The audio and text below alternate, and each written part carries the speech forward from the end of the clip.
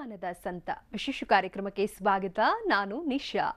ಅಕ್ಷರ ದಾಸೋಹಿಯ ತೀರದ ಜ್ಞಾನದಾಹ, ಮಠದ ಬಾವಿ ನೀರು, ನಾಗಪುಷ್ಪ ಮಹಿಮೆ. ಹೇಗಿತ್ತು ಹಸಿವು ನೀಗಿಸಿದ ದೇವರ ಬದುಕು? ಇದೇ ಹೊತ್ತಿನ ವಿಶೇಷ ಶತಮಾನದ ಸಂತ.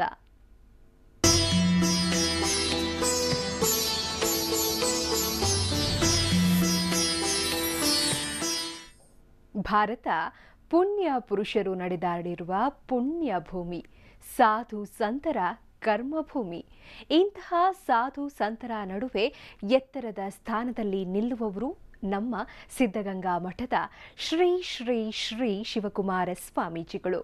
ತ್ರಿವಿಧ ದಾಸೋಹದ ಮೂಲಕ ಇಡೀ ಜಗತ್ತಿಗೆ ಮಾನವೀಯತೆ ಸಂದೇಶ ಸಾರಿದ ಶತಮಾನದ ಸಂತನ ಬದುಕೆ ಒಂದು ಅದ್ಭುತ.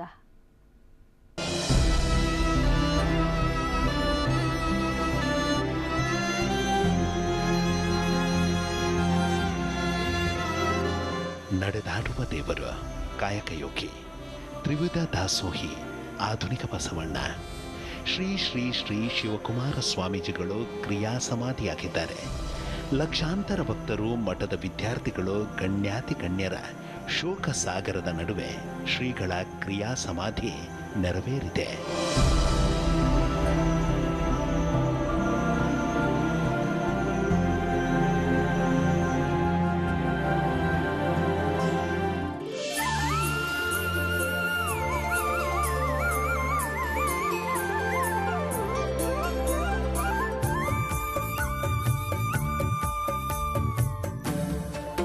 ಬಸವಣ್ಣನವರು ಬೋಧಿಸಿದಂತೆ ಮಹಾ ಮಾನವತವಾದಿ ಶ್ರೀ ಶಿವಕುಮಾರ ಸ್ವಾಮೀಜಿಗಳು. ಈ ಕಾಯಕ ಯೋಗಿಯ ಕಾಯಕ ಕ್ಷೇತ್ರ ಶ್ರೀ ಸಿದ್ಧಗಂಗಾ ಕ್ಷೇತ್ರ. ಶತಶತಮಾನಗಳ ಭವ್ಯ ಗುರು ಪರಂಪರೆ ಹೊಂದಿರುವ ಸಿದ್ಧಗಂಗಾ ಕ್ಷೇತ್ರದ ಖ್ಯಾತಿಯನ್ನ ಜಗತ್ತಿನಾದ್ಯಂತ ಪಸರಿಸಿದ ಕಾಯಕ ಯೋಗಿ. ಸಿದ್ಧಗಂಗಾ ಮಠದ ಅಣುವನ್ನು ಶಿವಕುಮಾರ ಸ್ವಾಮೀಜಿಗಳು ಆವರಿಸಿಕೊಂಡಿದ್ದಾರೆ. ಮಠದ ಪ್ರತಿ ಅಂಶದ ಜೊತೆಗೂ ಶ್ರೀಗಳ ಬೆಸುಗೆ ಇದೆ. ಸಿದ್ಧಗಂಗಾ ಮಠದ ಬದುಕಿನ ಸ್ವಾರಸ್ಯಕರ ಪುಟಗಳು ನಿಜಕ್ಕೂ ರೋಮಾಂಚನಕರವಾಗಿದೆ.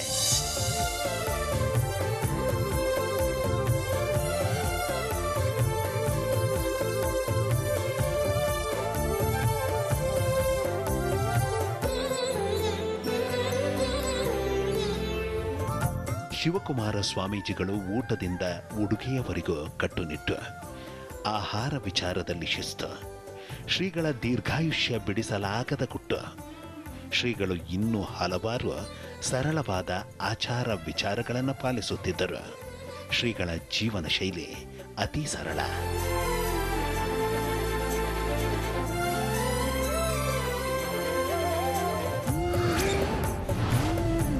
ಮಠದ ಬಾವಿಯ ನೀರನ್ನೇ ಕುಡಿಯುತ್ತಿದ್ದ ಶ್ರೀಗಳು.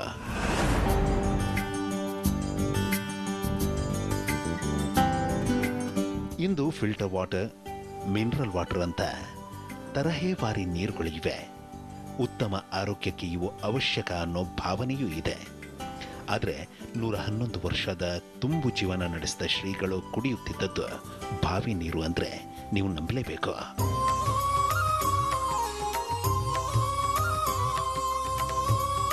ಶ್ರೀಗಳು ಕುಡಿಯುತ್ತಿದ್ದದ್ದು ಇದೇ ಬಾವಿಯ ನೀರನ್ನ. ಬಾವಿಯಿಂದ ನೀರು ತೆಗೆದು ಅದನ್ನ ಕುದಿಸಿ ಆರಿಸಿ ಶ್ರೀಗಳಿಗೆ ನೀಡಲಾಗ್ತಿತ್ತು. ಶ್ರೀಗಳ ದೀರ್ಘಾಯುಷ್ಯದಲ್ಲಿ ಮಿತ ಆಹಾರ, ಶಿಸ್ತಿನ ಜೀವನ ಶೈಲಿಯ ಜೊತೆಗೆ ಬಾವಿಯ ನೀರಿನ ಪಾತ್ರವೂ ಇದೆ.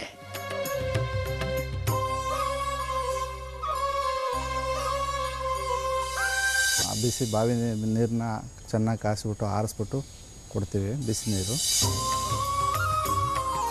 ಶ್ರೀಗಳು ನಿತ್ಯ 3 ಬಾರಿ ಇಷ್ಟಲಿಂಗ ಪೂಜೆ ನೆರವೇರಿಸುತ್ತಿದ್ರು.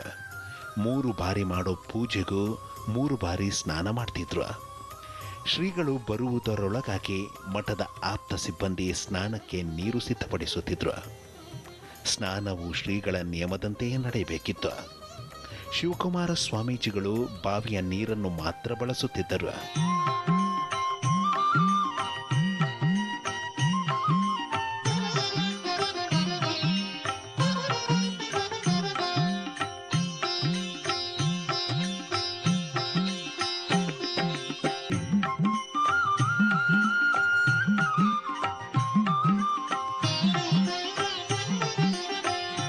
ಶ್ರೀಗಳು ಸಿದ್ಧಗಂಗಾ ಮಠಕ್ಕೆ ಬಂದ 89 ವರ್ಷಗಳ ಹಿಂದಿನಿಂದಲೂ ಈ ಬಾವಿಯ ನೀರಿನಲ್ಲೇ ಸ್ನಾನ ಮಾಡ್ತಿದ್ರು.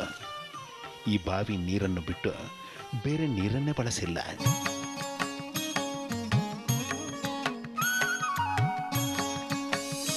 ಪರಮ ಪೂಜ್ಯರು ಇಂದಿಗೂ ಕೂಡ ಸನ್ಯಾಸಿಗಳಿಗೆ ಬಾವಿ ನೀರಿನ ಸ್ನಾನವೇ ಶ್ರೇಷ್ಠ ಅನ್ನುವ ಹಾಗೆ ಬಾವಿಯ ನೀರನ್ನು ಮಡಿಯಿಂದ ಹಾಕಿರ್ತಕ್ಕಂಥ ನೀರನ್ನು ಅವರು ಸ್ನಾನಕ್ಕೆ ಉಪಯೋಗಿಸ್ತಾರೆ. ಅದೇ ನೀರನ್ನೇ ಕಾಯಿಸಿ ಆರಿಸಿ ಅವರು ಕುಡಿಯುತ್ತಾರೆ. ಬೇರೆ ನೀರುಗಳನ್ನು ಯಾವುದನ್ನು ಅವರು ಕುಡಿಯೋದಿಲ್ಲ. ಪೂಜ್ಯ ಶ್ರೀಗಳು ಕುಡಿಯಲು ಸ್ನಾನಕ್ಕೆ ಬಳಸುತ್ತಿದ್ದ ಈ ನೀರಿನ ಬಾವಿಯ ಹತ್ತಿರ ಯಾರೂ ಹೋಗುವಂತಿರಲಿಲ್ಲ. ಶ್ರೀಗಳ ಆಪ್ತ ಸಿಬ್ಬಂದಿ ಮಾತ್ರ ಬಾವಿ ಬಳಿ ಹೋಗಲು ಅವಕಾಶವಿತ್ತು.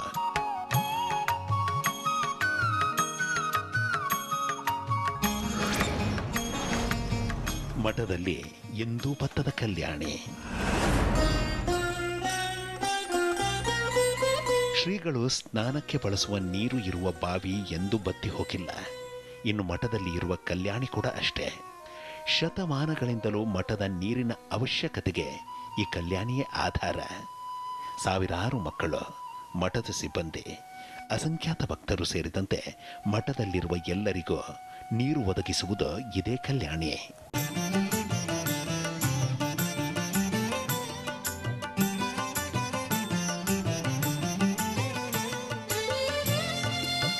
ಆಶ್ಚರ್ಯ ಅಂದರೆ ಮಠದ ಕಲ್ಯಾಣಿ ಯಾವತ್ತೂ ಬತ್ತಿಲ್ಲ. ಎಂತಹ ಬೇಸಿಗೆ ಬಂದರೂ ನೀರಿಲ್ಲದೆ ಒಣಗಿಲ್ಲ. ಮಠದಿಂದ 10 ಕಿಲೋಮೀಟರ್ ದೂರದಲ್ಲಿರುವ ತುಮಕೂರಿನಲ್ಲಿ ಬೇಸಿಗೆ ಬಂತು ಅಂದರೆ ಸಾಕು, ನೀರಿಗೆ ಹಾಹಾಕಾರ ಎದುರಾಗುತ್ತೆ. ಆದರೆ ಮಠದಲ್ಲಿರುವ ಬಾವಿ ಮತ್ತು ಕಲ್ಯಾಣಿ ಎಂತಹ ಬಿರು ಬೇಸಿಗೆಯಲ್ಲೂ ಬತ್ತೋದಿಲ್ಲ.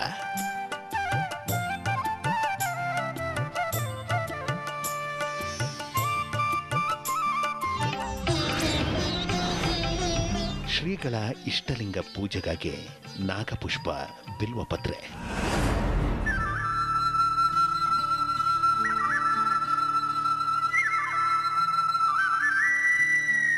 ಮಠದಲ್ಲಿ ಇದ್ದಾಗ ಶ್ರೀಗಳು ಸೂರ್ಯ ಉದಯಿಸುವ ಮುನ್ನವೇ ಪೂಜೆ ಮಾಡ್ತಿದ್ರು. ಶ್ರೀಗಳ ಇಷ್ಟಲಿಂಗ ಪೂಜೆಗೆ ತಾಜಾ ಹೂಗಳನ್ನು ಕಿತ್ತು ತರಬೇಕಿತ್ತು. ಶ್ರೀಗಳ ಪೂಜೆಗೆ ಅಂತಲೇ ಮಠದಲ್ಲಿ ಒಂದು ಹೂದೋಟವೇ ಇದೆ. ಈ ಹೂದೋಟದಲ್ಲಿರುವ ನಾಗಪುಷ್ಪ ಮತ್ತು ಬಿಲ್ವ ಪತ್ರೆಗಳನ್ನು ಶ್ರೀಗಳು ಪೂಜೆಗೆ ಬಳಸುತ್ತಿದ್ರು.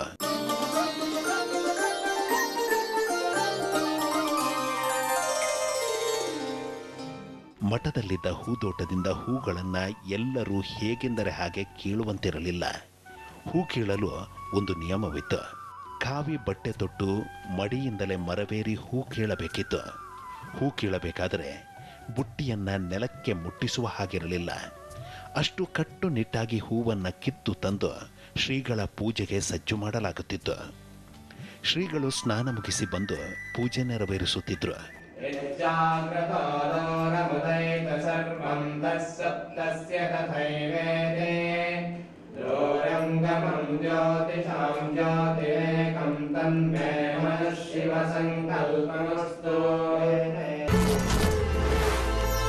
ಅಕ್ಷರ ದಾಸೋಹಿಗೆ ಜ್ಞಾನದ ದಾಹ.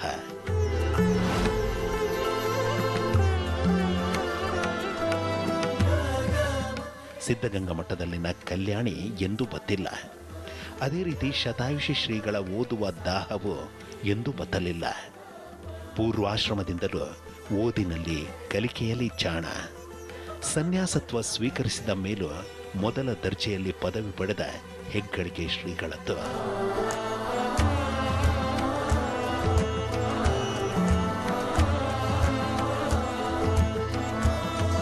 ಶಿವಕುಮಾರ ಸ್ವಾಮೀಜಿಗಳು ಸಿದ್ಧಗಂಗಾ ಮಠದ ತ್ರಿವಿಧ ದಾಸೋಹ ಪರಂಪರೆಯನ್ನ ಉತ್ತುಂಗಕ್ಕೆ ಏರಿಸಿದ್ರು. ಲಕ್ಷಾಂತರ ವಿದ್ಯಾರ್ಥಿಗಳಿಗೆ ದಾರಿ ತೋರಿದ ಪವಿತ್ರ ದೀವಿಗೆಯಾದ್ರು. ಅನ್ನ ವಸತಿ ಜೊತೆ ಅಕ್ಷರ ಜ್ಞಾನ ನೀಡಿದ್ರು. ವಿಶೇಷ ಅಂದರೆ ಅಸಂಖ್ಯಾತ ವಿದ್ಯಾರ್ಥಿಗಳಿಗೆ ವಿದ್ಯೆ ನೀಡಿದ ಶ್ರೀಗಳಿಗೆ ಖುದ್ದು ಓದುವ ದಾಹ ಎಂದೂ ಬತ್ತಲಿಲ್ಲ. ಓದು ಅಂದರೆ ಶ್ರೀಗಳಿಗೆ ಅಚ್ಚುಮೆಚ್ಚು. 111 ವರ್ಷದಲ್ಲೂ ಕನ್ನಡಕ ಬಳಸದೆ ಓದುತ್ತಿದ್ರು.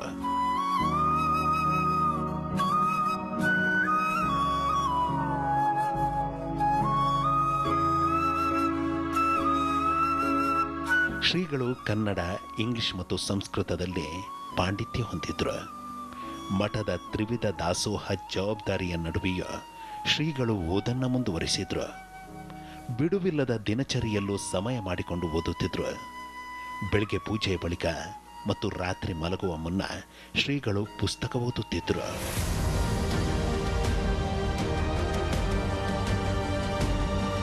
ಇನ್ನು ಶ್ರೀಗಳು ದಿನಪತ್ರಿಕೆಗಳನ್ನು ತಪ್ಪದೇ ಓದುತ್ತಿದ್ರು. ಮಠದಲ್ಲಿದ್ದ ಕಚೇರಿಯಲ್ಲಿ ಪತ್ರಿಕೆಗಳನ್ನು ಓದಿ ಜಗತ್ತಿನ ವಿದ್ಯಮಾನಗಳನ್ನು ತಿಳಿದುಕೊಳ್ತಿದ್ರು. ಅಷ್ಟೇ ಅಲ್ಲದೆ ಇಂಗ್ಲಿಷ್ ನ್ಯೂಸ್ ಪೇಪರ್ಗಳನ್ನು ಓದುತ್ತಿದ್ರು.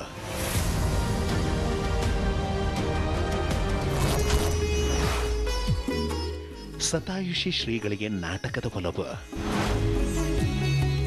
ಸಿದ್ಧಗಂಗಾ ಶ್ರೀಗಳಿಗೆ ನಾಟಕ ಅಚ್ಚುಮೆಚ್ಚು. ನಾಟಕವಾಡುವ ಮಕ್ಕಳು ಅಂದರೆ ಸ್ವಾಮೀಜಿಗಳಿಗೆ ಎಲ್ಲಿಲ್ಲದ ಪ್ರೀತಿ. ಮಠದಲ್ಲಿನ ಮಕ್ಕಳನ್ನ ಜಗಜ್ಯೋತಿ ಬಸವೇಶ್ವರ ನಾಟಕದಲ್ಲಿ ತೊಡಗಿಸಿ ಅಭಿನಯ ಕಲೆಯನ್ನು ಕಲಿಸಿದ್ದಾರೆ.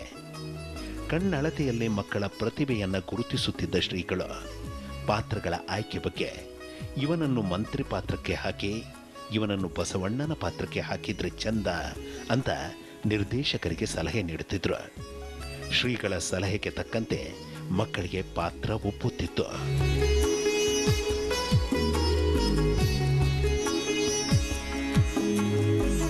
ಇನ್ನು ಶ್ರೀಗಳು ಸಂಜೆ ಹೊತ್ತು ಮಠದಲ್ಲಿ ಮಕ್ಕಳು ಆಡುತ್ತಿದ್ದ ನಾಟಕಗಳನ್ನು ನೋಡುತ್ತಿದ್ರು. ಅದರಲ್ಲೂ ಜಗಜ್ಯೋತಿ ಬಸವೇಶ್ವರ ನಾಟಕ ಅಂದರೆ ಶ್ರೀಗಳಿಗೆ ಅಚ್ಚುಮೆಚ್ಚು.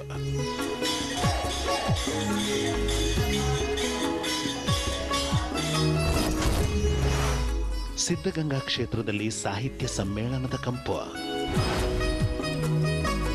ಜ್ಞಾನಜ್ಯೋತಿ ಸಿದ್ಧಗಂಗಾ ಶ್ರೀಗಳು ಸಾಹಿತ್ಯದ ಬಗ್ಗೆ ಅಪಾರ ಒಲವು ಹೊಂದಿದ್ರು.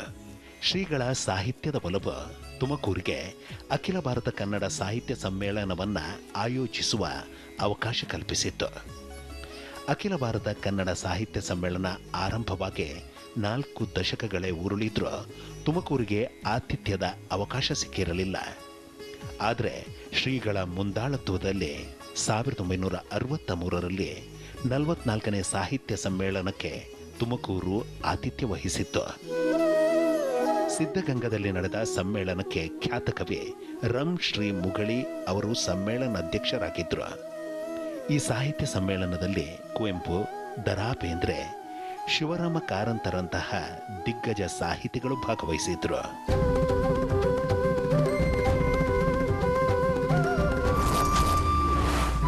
ಶ್ರೀಗಳ ಮಾತು ಕೇಳಿ ಕಣ್ಣೀರಾಕಿದ ಸಾಹಿತಿಗಳು. ತುಮಕೂರಿನಲ್ಲಿ ನಡೆದ ಅಖಿಲ ಭಾರತ ಸಾಹಿತ್ಯ ಸಮ್ಮೇಳನದ ವೇಳೆ ಸ್ವಾರಸ್ಯಕರ ಘಟನೆ ನಡೆದಿತ್ತು. ಸಮ್ಮೇಳನದ ಸಮಾರೋಪ ಸಮಾರಂಭದಲ್ಲಿ ಭಾಗವಹಿಸಿದ್ದ ಶ್ರೀಗಳು ಶ್ರೀಮಠದಿಂದ ಅಪರಾಧವಾಗಿದೆ ಅಂದಿದ್ರು. ಈ ಮಾತನ್ನು ಕೇಳಿ ಸಭೆಯಲ್ಲಿದ್ದವರು ದಿಗ್ಭ್ರಾಂತರಾಗಿದ್ರು. ಶ್ರೀಮಠದಿಂದ ಅಪರಾಧವಾಗೋದು ಅಂದರೆ ಏನು ಅಂತ ಅಚ್ಚರಿ ಮೂಡಿಸಿದ್ರು.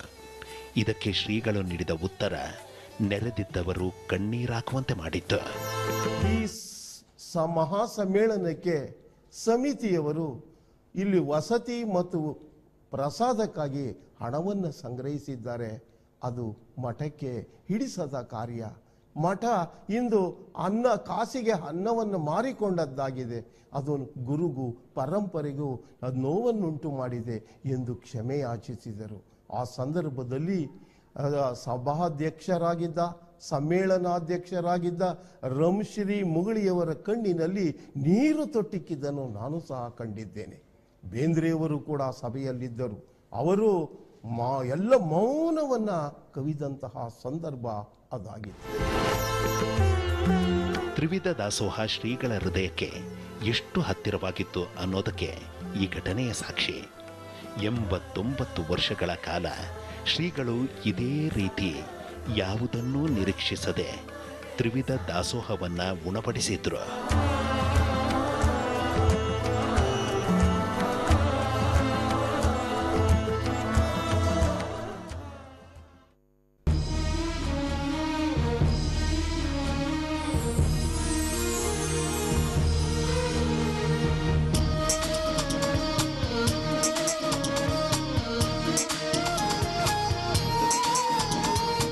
ಸಿದ್ಧಗಂಗಾ ಶ್ರೀಗಳ ಮಾನವೀಯತೆಯ ಸೆಲೆ.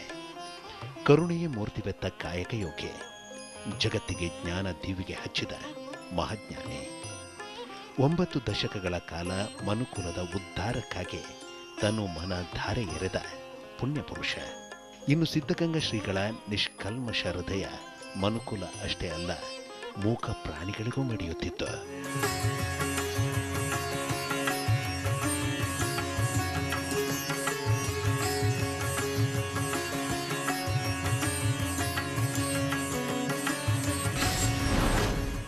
ಮೂಕ ಪ್ರಾಣಿಗಳಿಗೆ ಮಮತೆ ನೀಡಿದ ಮಹಾತ್ಮ.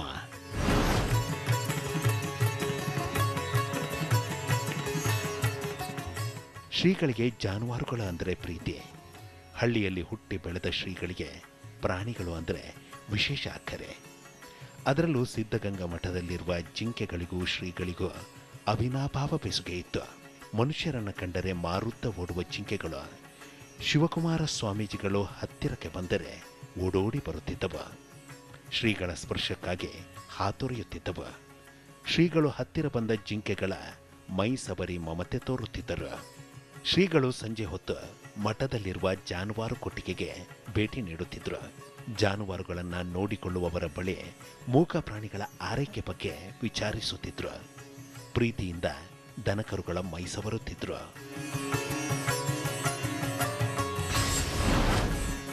ಸಿದ್ಧಗಂಗೆ ದನಗಳ ಜಾತ್ರೆಗೆ ಮೆರುಗು ತುಂಬಿದ್ದ ಶ್ರೀಗಳು. ಭಾರತದಲ್ಲಿ ಅದೆಷ್ಟೋ ಜಾತ್ರೆಗಳು ನಡೆಯುತ್ತೆ, ಆದರೆ ಸಿದ್ಧಗಂಗೆಯ ಜಾತ್ರೆ ಎಂದಾಕ್ಷಣ ವಿಶೇಷ ಭಾವವೊಂದು ಜಾಗೃತವಾಗುತ್ತೆ. ಜಾತ್ರೆಯ ಹಿಂದಿರುವ ಭವ್ಯವಾದ ಇತಿಹಾಸದ, ಶ್ರೀಗಳ ಸುಂದರವಾದ ಪರಿಕಲ್ಪನೆ ಉತ್ಸವಕ್ಕೊಂದು ಹೊಸ ಜೀವ ತುಂಬಿದೆ. ಶಿವರಾತ್ರಿ ಸಮಯದಲ್ಲಿ ಶ್ರೀ ಸಿದ್ಧಲಿಂಗೇಶ್ವರ ರಥೋತ್ಸವ ಜಾತ್ರೆ ದನಗಳ ಹಬ್ಬವನ್ನ 10 ದಿನಗಳ ಕಾಲ ಆಚರಿಸಲಾಗುತ್ತೆ. ಈ ಸಿದ್ಧಗಂಗಾ ಜಾತ್ರೆಗೆ 1909ರಲ್ಲಿ ಉದ್ದಾನ ಶಿವಯೋಗಿಗಳು ಚಾಲನೆ ನೀಡಿದ್ರು. ಆದರೆ ಶಿವಕುಮಾರ ಸ್ವಾಮೀಜಿಗಳ ಅವಧಿಯಲ್ಲಿ ಜಾತ್ರೆಗೆ ಹೆಚ್ಚಿನ ಮೆರುಗು ಬಂದಿತ್ತು ಅಂದರೆ ತಪ್ಪಾಗೋದಿಲ್ಲ.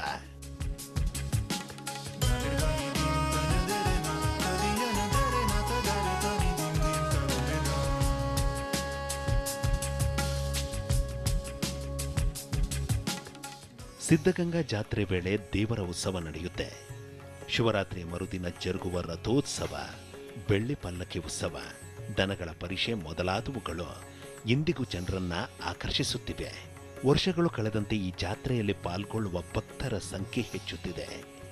1963ರಿಂದ ಜಾತ್ರೆಯಲ್ಲಿ ವಸ್ತು ಪ್ರದರ್ಶನಕ್ಕೂ ಅವಕಾಶ ಕಲ್ಪಿಸಲಾಗಿದೆ.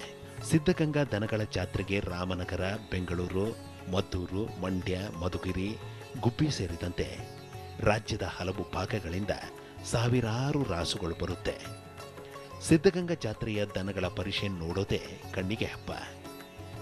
ಜಾನುವಾರು ಪ್ರಿಯರಾದ ಶಿವಕುಮಾರ ಸ್ವಾಮೀಜಿಗಳು ಖುದ್ದು ಜಾತ್ರೆಯಲ್ಲಿ ಪಾಲ್ಗೊಂಡು ರಾಸುಗಳನ್ನು ವೀಕ್ಷಿಸುತ್ತಿದ್ರು.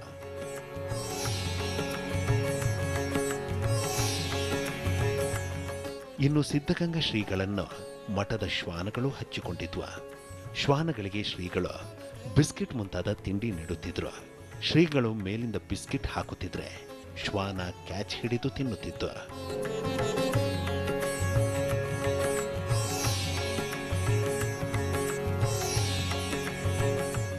ಸಿದ್ಧಗಂಗಾ ಮಠದಲ್ಲಿ ಭಾರೀ ಪ್ರಮಾಣದ ಮಂಗಗಳು, ಪಕ್ಷಿಗಳಿವೆ.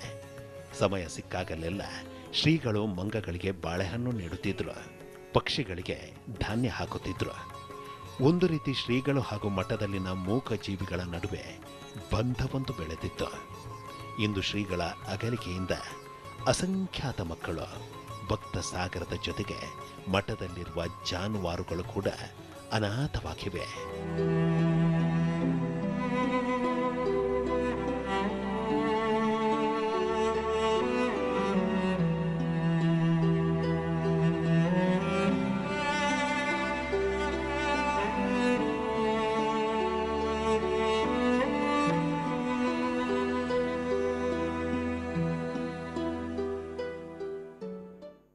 ಶಿವಕುಮಾರ ಶ್ರೀಗಳು ಕ್ರಿಯಾ ಸಮಾಧಿಯಾಗಿದ್ದಾರೆ. ಆದರೆ ಈ ಕಾಯಕ ಯೋಗಿಯ ತ್ರಿವಿಧ ದಾಸೋಹದ ಮಹತ್ ಕಾರ್ಯ ಜಗತ್ತಿಗೆ ಎಂದೆಂದಿಗೂ ದಾರಿದೀಪ. ಈ ಶತಮಾನದ ಸಂತನಿಗೆ ಕೋಟಿ ಕೋಟಿ ನಮನ. ಇದು ಈ ಹೊತ್ತಿನ ಕಾರ್ಯಕ್ರಮ. ನಿರಂತರ ಸುದ್ದಿಗಾಗಿ ನೋಡ್ತಾ ಇರಿ TV9.